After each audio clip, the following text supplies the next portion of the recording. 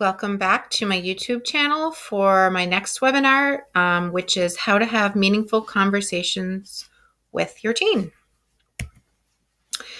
So talking with teens, for some people it's easy, for some people it seems challenging, but there's a few things that can be helpful for everybody.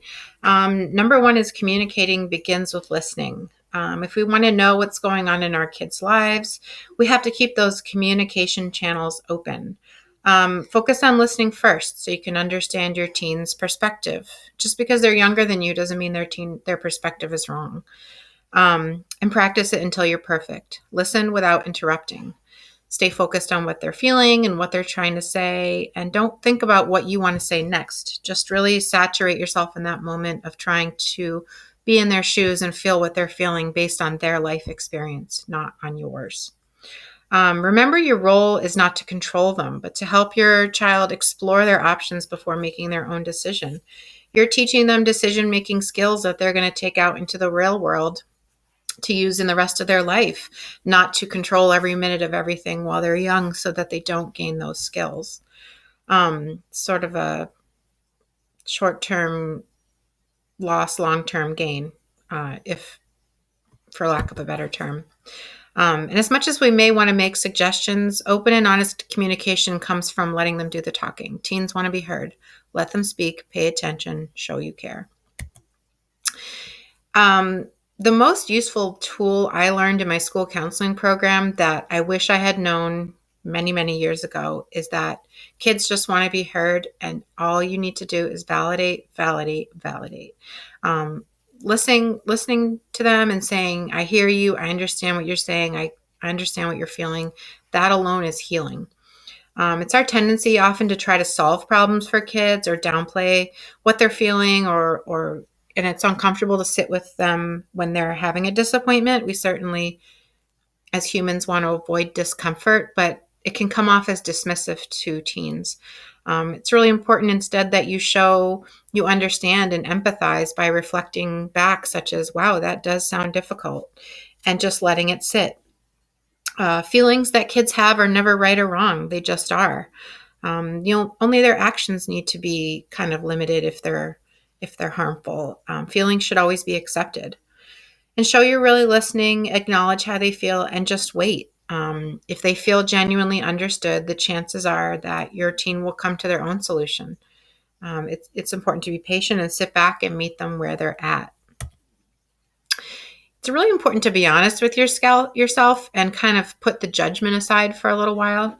As humans, we tend to pass judgment on things, sometimes just in our heads, but we do it all the time. But we shouldn't dive into hard conversations with teens without acknowledging how strongly we already feel about something and how comfortable we are or are not in addressing it. Teens can be really good at reading body language and kind of sensing what you're feeling, and they tend to react accordingly. So it's important to remain calm and think about your feelings about a topic before you talk to them. Kind of get right in your own head before you bring it to them. No one likes to feel judged. If you come off as critical or judgmental, your teen might shut down. And if you just listen quietly and keep judgments to yourself, they'll keep talking.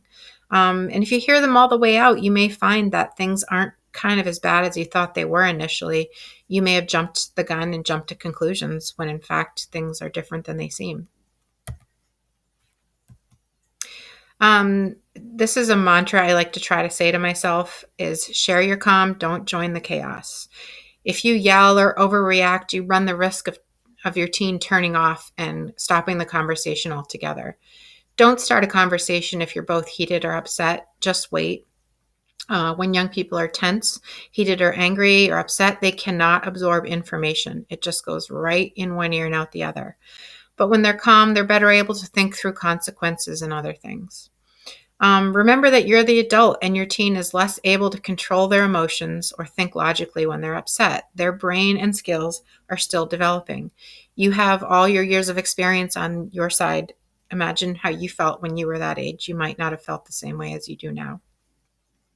It's important to keep your voice calm and level. Aim for a friendly, soft tone of voice when you're talking to your teen. Even if you're upset, keep it in check because you don't want to shut them off.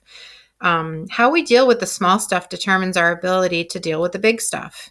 If a teenager thinks he'll be shouted at, punished, or lectured, he isn't going to tell you anything. Teens need to feel safe in order to talk.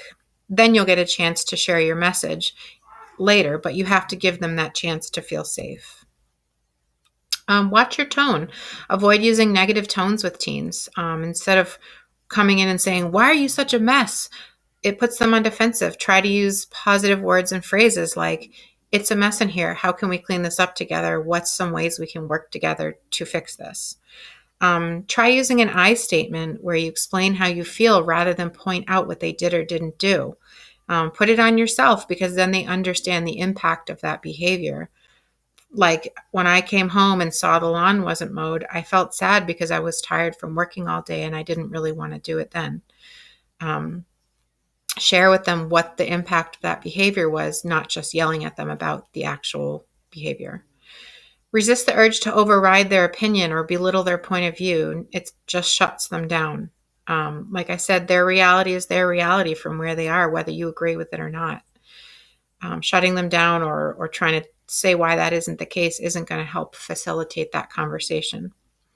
It's important not to lecture. Lecturing is talking at somebody. They hear our condescension, fear, and anger, but they'll miss our intended message. All they'll focus on is your tone. They won't hear what you're trying to say. And it makes them think, if we're lecturing at them, that we think that they're not capable of making good decisions. They may feel like, what's the point in trying if you're just going to assume that they can't do it anyway? And it may backfire. They may be encouraged to prove us wrong. They are teenagers. This is a developmental time of life where you're branching out and finding your independence and challenging the status quo. We might actually create a problem where there wasn't one before. Body language is really important, especially at this age. You want to watch yours and watch theirs. Make sure that your body language says you're relaxed and open. Face them, uncross your arms and legs, relax your face, relax your body, appear calm and approachable. Would you want to be someone that you would want to talk to if you were upset? Watch the teen's body language. If they won't look at you, if they have their arms crossed, it may be showing it's not the best time to talk. Sorry about that. That was my dog.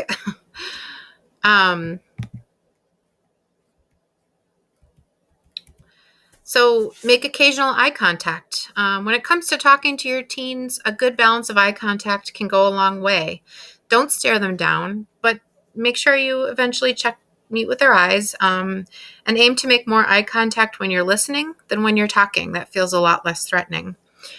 Be observant. It's normal for kids and teens to go through some changes as they grow, but watch if their mood, behavior, energy level, or appetite changes drastically. If you see a big change in that, check in and be supportive without being judgmental. They may need your help, but not know how to start that conversation. This was another really challenging thing that I learned during my school counseling internship, was to be comfortable with silence. It's actually a lot harder than it sounds. I had to learn to overcome this fear of silence and a lull in conversation. Lapses in conversation are natural.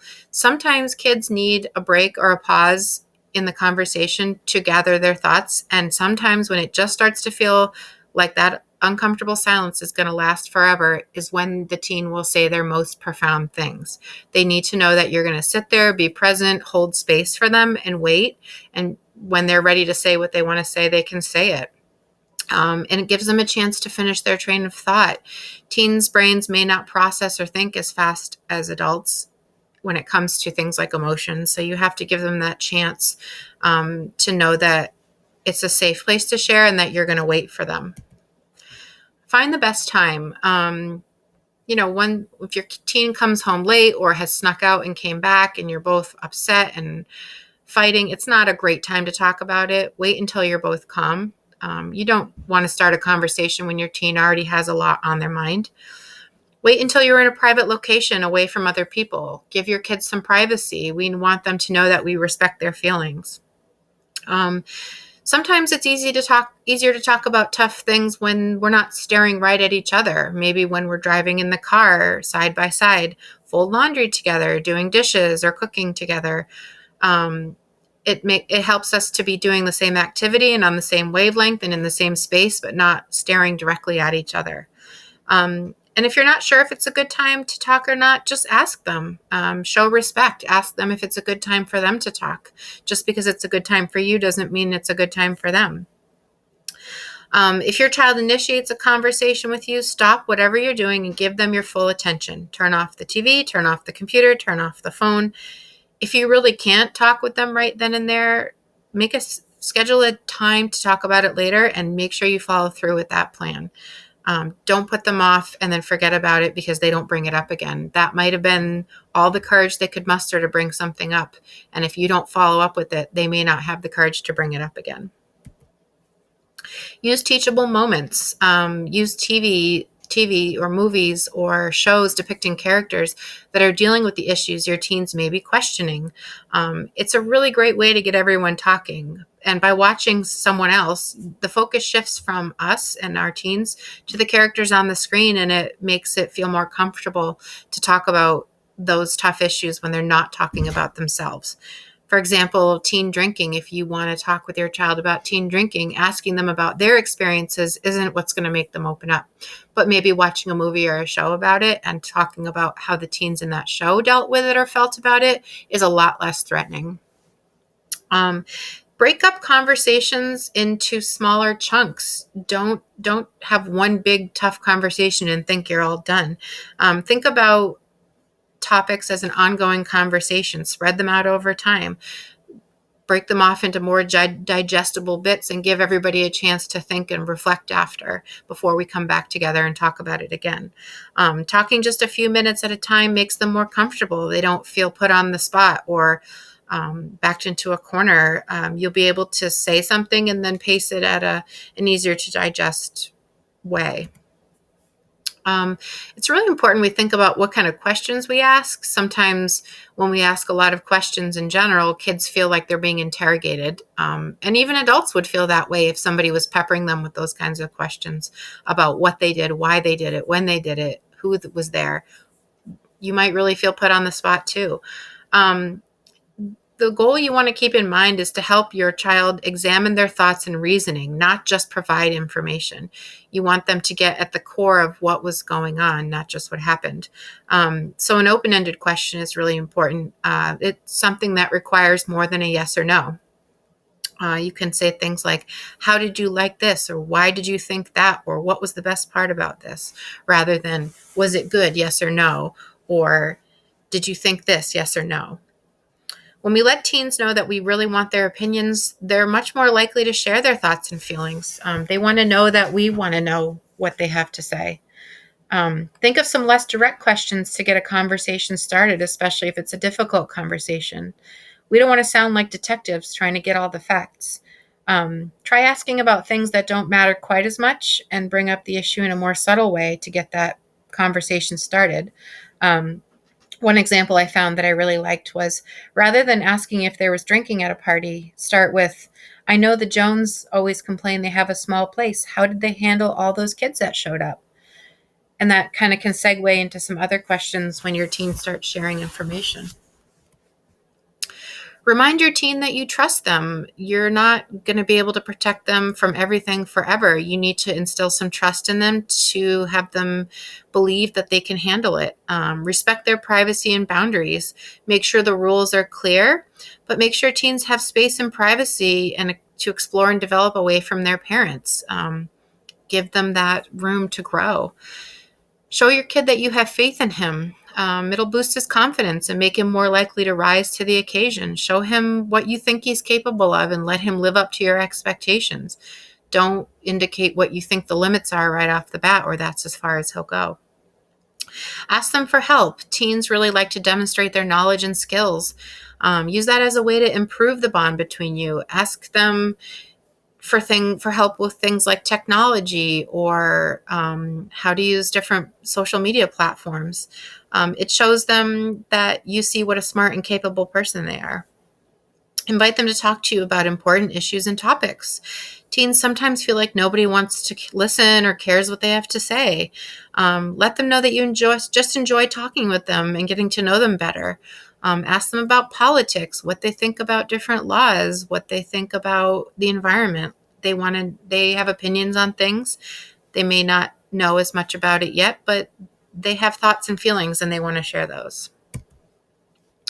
And just remember, it's definitely worth the effort. Sometimes talking with teens can feel daunting. It can feel like hard work, but it's always worth the extra effort. We strengthen our connections with them when we have good communication. So if we just try in small bits, it all adds up and it really connects us to our teens. We support them to make better decisions today and build resilience for tomorrow. We're showing them how to hold important conversations as they move into adulthood. And we're showing them how to have difficult conversations in an effective way. We're modeling that for them. We're not just trying to get the information, but we're showing them how do we talk to people about different difficult things. And remember, talking isn't the only way to communicate. You want to spend time together doing things you both enjoy, cooking or hiking or going to the movies or going for a drive without talking about anything personal or difficult. We want kids to know that they can be close to us and be near us and be together and share positive experiences and not have to worry that we're going to pop intrusive questions on them or call them on the carpet for something. We need to be with them and enjoy being with them just for the sake of being together, not because we need to talk about something challenging. They need to feel safe to just be with us. That's the end of this webinar. Thank you for tuning in. If you have any questions, feel free to email me at eileenworcester@gmail.com.